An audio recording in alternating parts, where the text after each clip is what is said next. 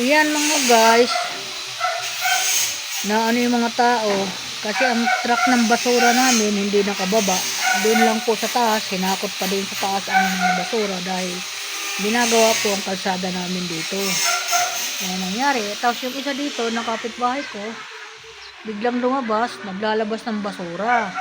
Ay sabi ko, wala na, dumaan na ang truck. Kanina nagsisigaw ako, sabi ko, nailabas na niyo yung mga basura ninyo, akit na sa taas kasi hindi makakababa ang truck. Yan mga guys.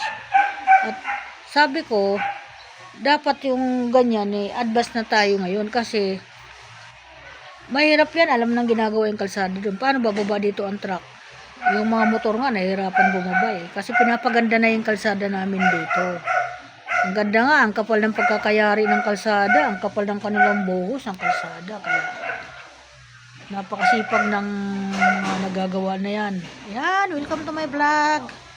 Yan mga guys. So, nagtatambay ako ngayon. Kaalis lang ng aking kakwentuhan dito na tinan ko na lagi ako ang kakwentuhan yan kapag lumalabas. Wala nang iba. Hindi yan mahilig makipag-usap sa iba. Kundi ako lang.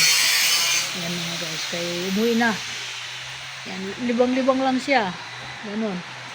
Ako naman, naglilibang din ako dahil sa hindi din ako makalabas ng bahay, makapunta sa palengke at may bibilihin pa nga sana ako ng mga kulang dito sa tindahan dahil medyo hindi maganda yung pakiramdam ko. Kaya yan mga guys. So another vlog, another umaga, another may araw na tayo ngayon. Sikat ng araw, napakaliwanag.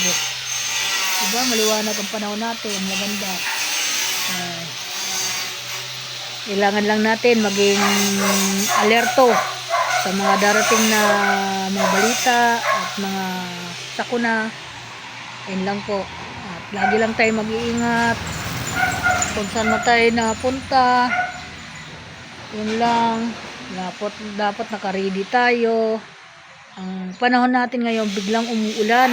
Kagaya ng isang araw, inabot kami ng ulan nga hindi naman namin alam ang ganda-ganda ng panahon tapos biglang bumagsak ang ulan, di ba?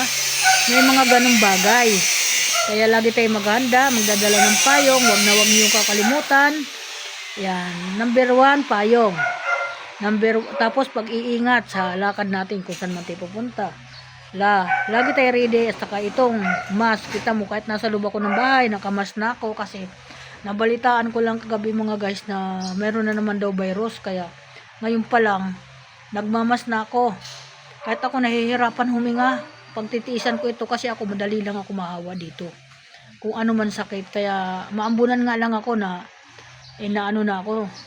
Sinisipo na ako, ganun, inuubo, ganun nangyari. Kasi mahina na nga yung katawan ko dahil sa aking karamdaman. Kaya yan lang yung sa lahat po ng mga kapwa kong senior.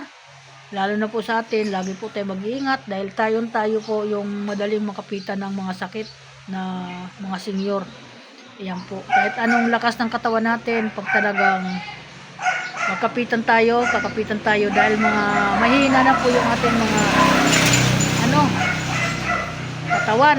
Ganun po yan. Kaya good morning everyone. Welcome to vlog. Maraming salamat sa lahat ng aking mga suporta kay Nanay Linda, sa inyo. Ako po nagpapasalamat muli sa inyo. Na walang sawa, na walang tigil ng papasalamat sa inyo dahil kahit pa paano sa ganito kong edad at pagkatao ko ay nandiyan kayo nakasuporta kay Nanay Linda. Sobra talaga ako nagpapasalamat sa inyo. God bless po sa inyo. At lagi lang po tayo mag-iingat sa lahat mga follower ko, sa lahat ng mga suporta na sulit suporta kay Nanay Linda sa kainsan sulok ng mundo. Sobra ako nagpapasalamat sa inyo para kung kayong tunay na talagang na ano ko ang suporta ninyo sa akin. Yun po, nakikita ko po yun. Kaya ako sobra ako nagpapasalamat sa inyo.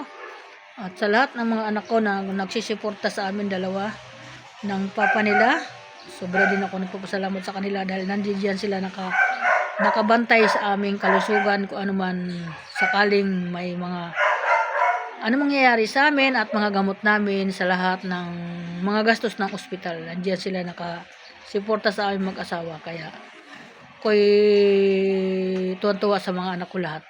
Thank you so much sa inyo.